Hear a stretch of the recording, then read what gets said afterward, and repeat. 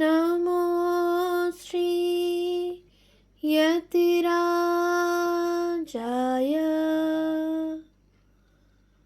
বিবেকানন্দ সুরয়ে সচ্চিৎ সুখ স্বরূপায় স্বামিনে তাপহারিণে।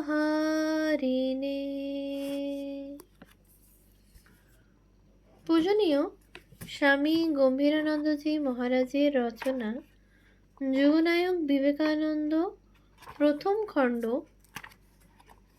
গ্রন্থ থেকে পাঠ। পৃষ্ঠা সংখ্যা 126। সাংসারিক বিপর্যয় ও নবালোক।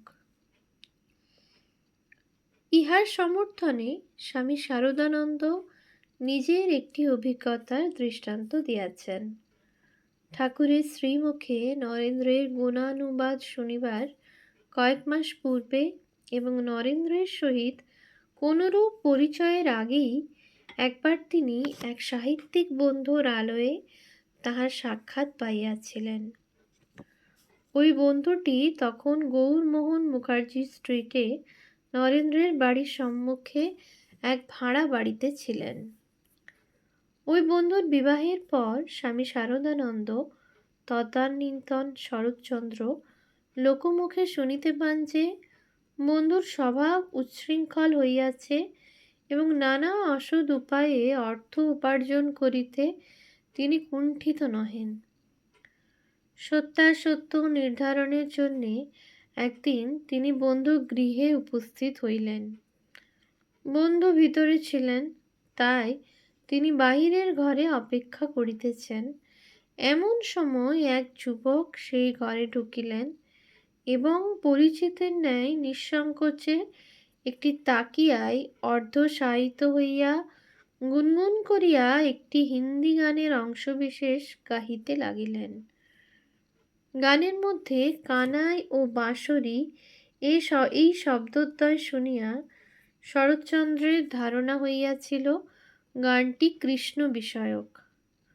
শৌখিন না হইলেও যুবকের পরিষ্কার পরিচ্ছদ, কেশের পরিপাট্য, উন্মনা দৃষ্টি, কালার বাঁশির গান এবং উচ্ছৃঙ্খল বন্ধুর সহিত ঘনিষ্ঠতা ইত্যাদি সব মিলাইয়া শরৎচন্দ্র সিদ্ধান্ত করিয়া বসিলেন এইরূপ লোকের সহিত মিশিয়াই বন্ধুর অধোগতি হইয়াছে। এই যুবক উচ্ছৃঙ্খল বন্ধুরই অনুচর।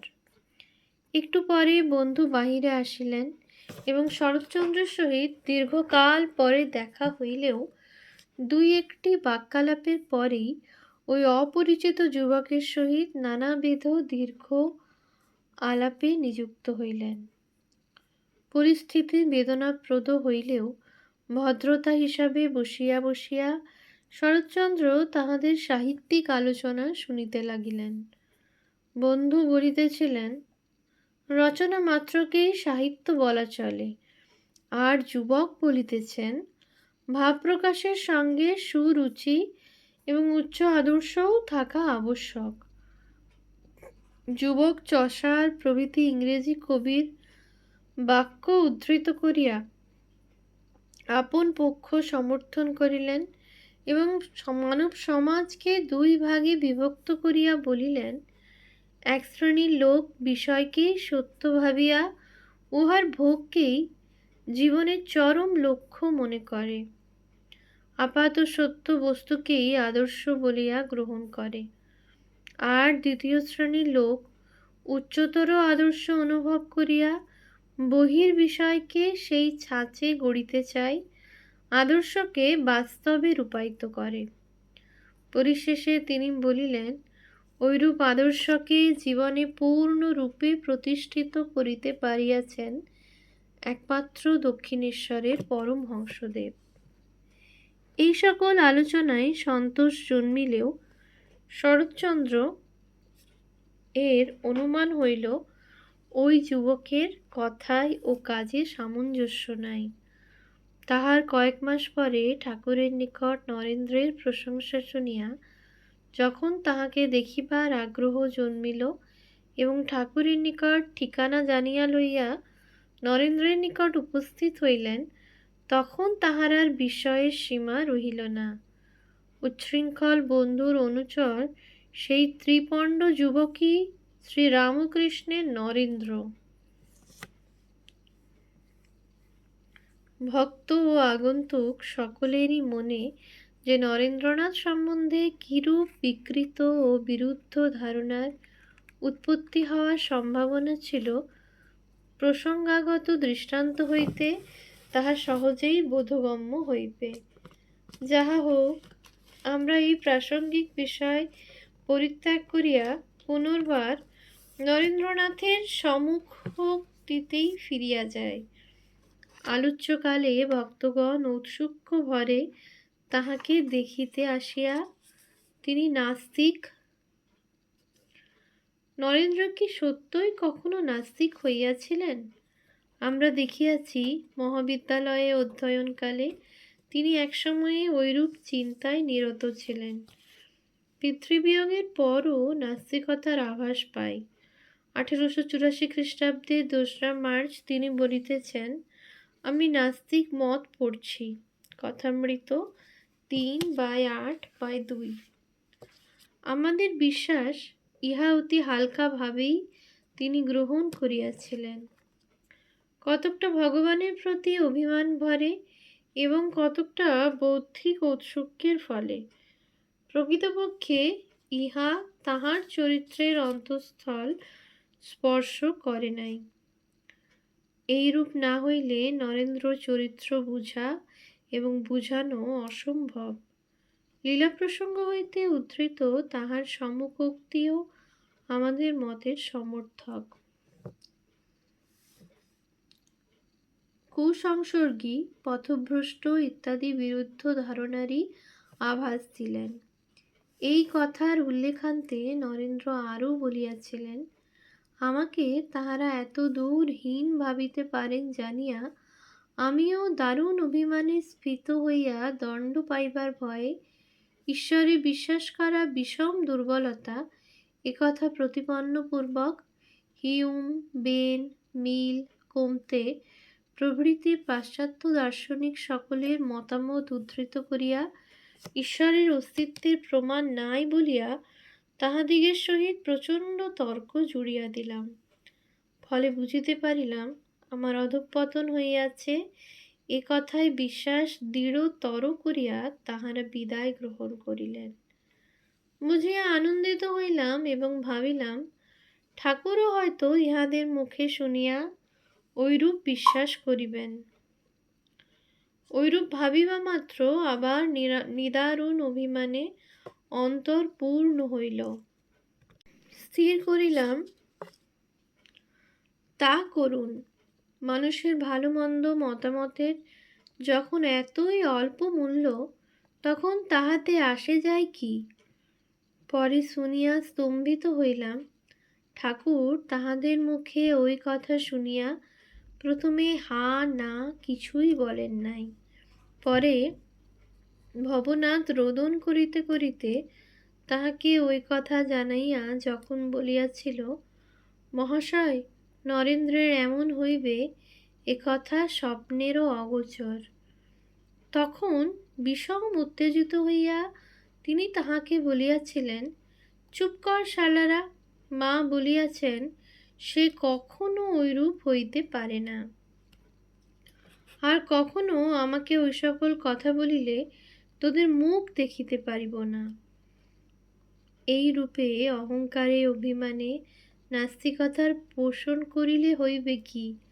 পরক্ষণেই বাল্যকাল হইতে, বিশেষত ঠাকুরের সাক্ষাৎকারের পরে জীবনে যে সকল অদ্ভুত অনুভূতি উপস্থিত হইয়াছিল, সেই সকলের কথা উজ্জ্বল বর্ণে মনে উদয় হওয়ায় ভাবিতে থাকিতাম, ঈশ্বর নিশ্চয়ই আছেন এবং তাহাকে লাভ করিবার পথও নিশ্চয়ই আছে, নতুবা এই সংসারে প্রাণ ধারণের কোনোই আবশ্যকতা নাই।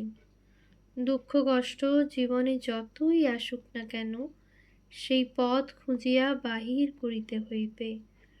ঐরূপে দিনের পর দিন যাইতে লাগিল এবং সংশয়ে চিত্ত নিরন্তর দোলায়মান হইয়া শান্তি সুদূর পরাহত হইয়া রহিল। সাংসারিক অভাবেরও হ্রাস হইল না। গ্রীষ্মের পর বর্ষা আসিল। এখনো পূর্বের ন্যায় কর্মের অনুসন্ধানে ঘুরিয়া বেড়াইতেছি। একদিন সমস্ত দিবস উপবাসে ও বৃষ্টিতে ভিজিয়া রাত্রে অবসন্ন পদে এবং ততোধিক অবসন্ন মনে বাটিতে ফিরিতেছি। এমন সময়ে শরীরে এত ক্লান্তি অনুভব করিলাম যে আর এক পদও অগ্রসর হইতে না পারিয়া পার্শ্বস্থ বাটির রকে জড় পদার্থের ন্যায় পড়িয়া রহিলাম। কিছুক্ষণের জন্য চেতনার লোপ হইয়াছিল কি না বলিতে পারি না। এটা কিন্তু স্মরণ আছে, মনে নানা বর্ণের চিন্তা ও ছবি তখন আপনা হইতে পর পর উদয় ও লয় হইতেছিল এবং উহাদিগকে তাড়াইয়া কোনো এক চিন্তা বিশেষে মনকে আবদ্ধ রাখিব এরূপ সামর্থ্য ছিল না।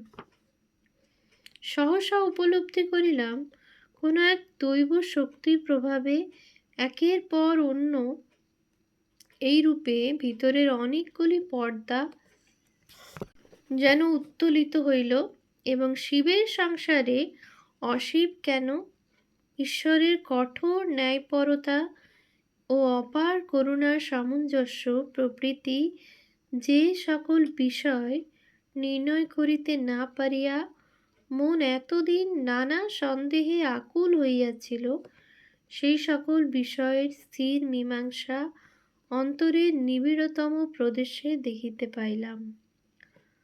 আনন্দে উৎফুল্ল হইয়া উঠিলাম। অনন্তর বাটি ফিরিবার কালে দেখিলাম শরীরে বিন্দু মাত্র ক্লান্তি নাই, মন অমিত বল ও শান্তিতে পূর্ণ এবং রজনী অবসান হইবার স্বল্পই বিলম্ব আছে।